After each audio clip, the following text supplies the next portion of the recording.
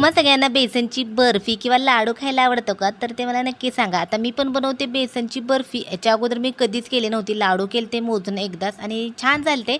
आणि मी काही प्रमाण वगैरे काय घेतलं नाही. अंदाजाने सगळं करत होते. तर सुरुवातीला कढई गरम करायची, हलकीशीच कढई गरम करायची. नंतर त्याच्यामध्ये तूप घालायचं. 1 वाटी बेसन घातलं होतं आणि नंतर तुपाचं प्रमाण हळूहळू वाढवत गेले. मला जेवढं तूप पाहिजे होतं तेवढं मी तूप घेतलं. तुम्ही ह्याच्यापेक्षा जास्त पण घेऊ शकता आणि कमी गॅसवर छान लालसर बेसन भाजून घ्यायचं.